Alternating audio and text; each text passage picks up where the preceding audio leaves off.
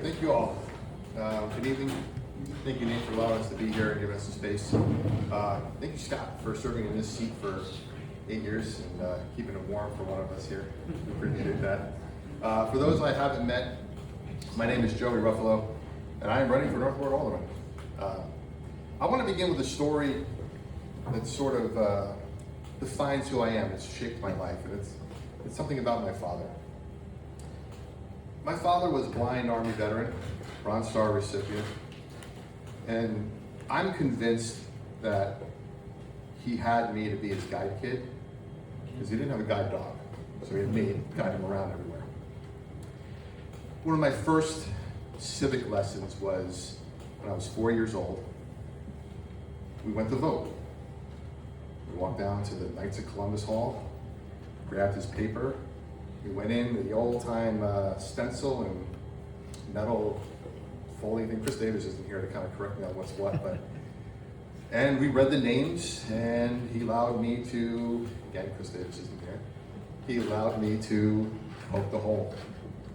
So I think the statute of limitations on election interference is gone, right, Brian? And it was in California, right? It was in Jersey, actually. Oh, Jersey, okay. Yeah, I don't know.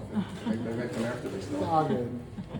So he believed that if you care about your community, you don't just complain about problems. You get involved, you volunteer, you show up, you try to leave things better than how you found them.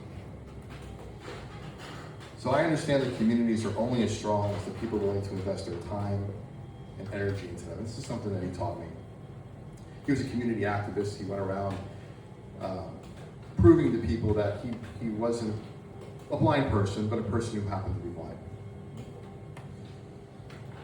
Now, I have to say, I wasn't born in Farragut. I didn't go to UT. I haven't lived here very long. But my wife and I chose Farragut. When we moved to East Tennessee, we could have settled anywhere, honestly. But what drew me here was the quality of life, the sense of community, the strong local businesses, the excellent schools, and the pride people have in the town. But choosing a community and investing in a community are two different things. Over the last several years, I've worked very hard to invest my time and my energy and my heart in Farragut through service. I currently serve for the last 2 years as Vice Chair of the Farragut Tourism and Visitors Advisory Committee. I'm on the Board of Directors for Shop Farragut, which is the Farragut Business Alliance. I'm an active member of the Rotary Club, soon to be incoming fundraising chair. Member of our Chamber of Commerce, many local nonprofits I support, and numerous community events. You can see me everywhere. In fact, somebody dubbed me Mr. Everywhere one time, and I had a joke that I had a twin, and it stayed with him for a while. And I said, "No, I'm not a twin." Through my radio show and podcast, I've had the privilege of highlighting local businesses, nonprofits, community leaders, veterans, first responders, and people who make Farragut and Knox County a special place to live. Along the way, I've spent countless hours listening to residents, listening to business owners, listening to community leaders, listening at board meetings, listening to what people love about Farragut and what they want to see improved. And what I've heard over and over again is that people want to preserve what makes Farragut special while planning responsibly for the future. That's why I'm running. My campaign is centered around three things. First, protecting taxpayers. As someone with an MBA in financial planning, I work every day helping business owners and individuals make smart financial decisions.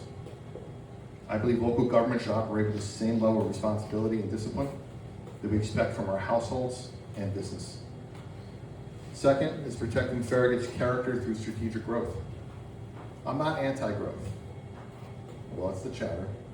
I'm not pro-growth for growth's sake. I'm pro-strategic growth. Growth is coming whether we like it or not. We've heard that a billion times this campaign season. The question is whether we shape that growth thoughtfully, invest in infrastructure, protect our neighborhoods, and preserve the character that has made Farragut such a desirable place to live. And third is strengthening our partnerships and supporting economic opportunity. One thing I've learned through my community involvement is that many of these issues affecting Farragut don't stop at the town limits. Public safety, transportation, economic development, tourism, infrastructure.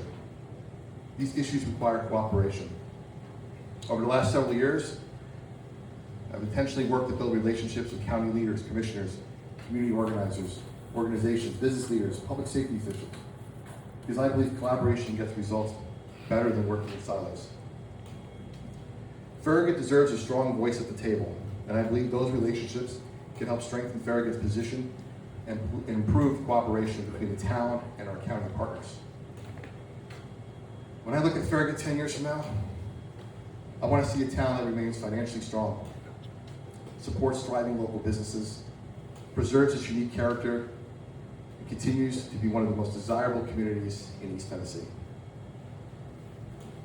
I respect everyone for standing up here and throwing their hat in the ring, and I appreciate anyone willing to step forward and serve our community.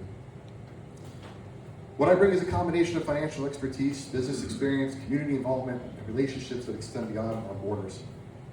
But most importantly, I bring a genuine desire to serve. I wasn't born in Farragut. I chose Farragut.